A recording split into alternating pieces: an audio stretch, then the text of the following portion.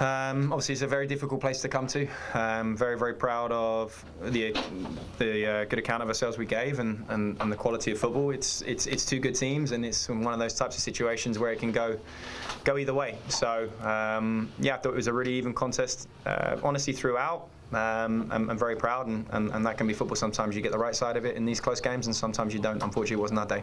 All right, we'll open it up to questions. Dan, what did they kind of do in the second half to tilt the field in their favor a little bit?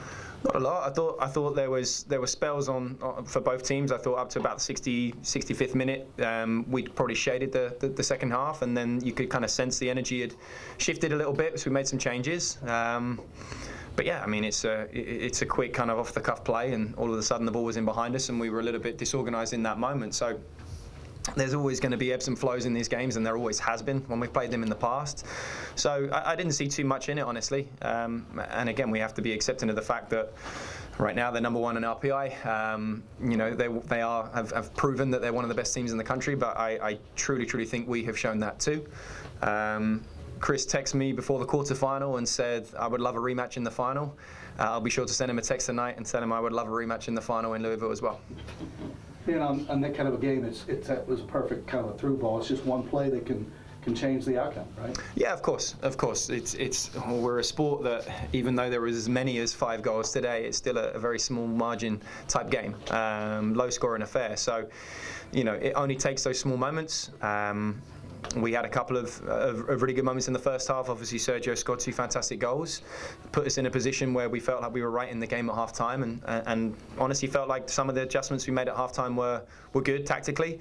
But again, it only takes a subtle moment and a small moment like the one that led to the goal, and that can be the difference on the day, which it was. This could be for the guys, not too much time to worry about this one because you're in the tournament and you played well down here, so you got to have an immense amount of confidence when you hear your name tomorrow, and hopefully you'll have 2 in Morgantown, and who knows what could happen.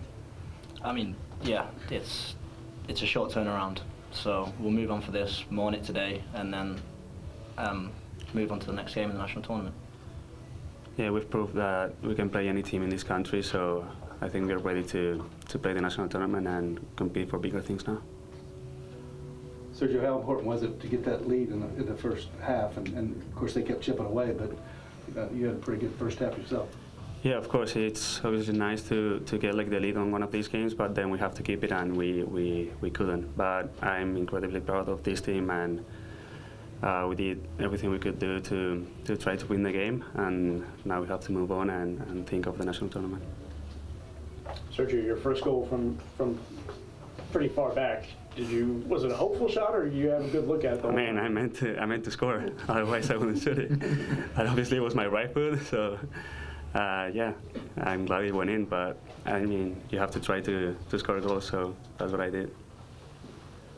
Dan, I know after these matches before, you've talked about just the importance of what this means for the state of West Virginia and the growth of the sport.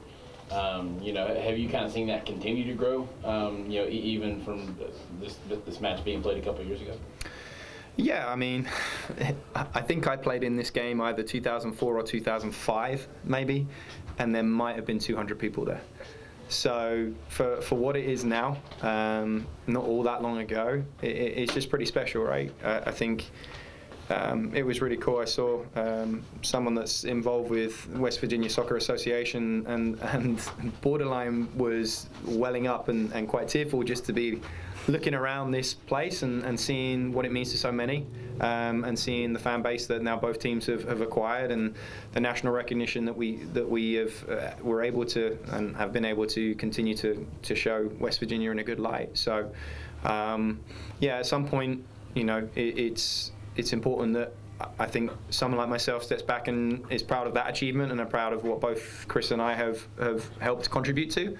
Obviously right now we're just a little disappointed that we lost the game. Dan, you'll know tomorrow, but do you think you've merited top 4?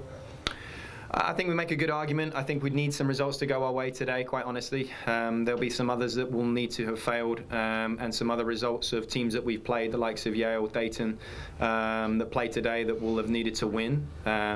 I would have said that had we won the game today, we make an incredibly compelling argument. I'm convinced that we're a top 8 team at the very least at this stage, and expect a home bye and 2 games at home, which again is still a fantastic achievement for the program.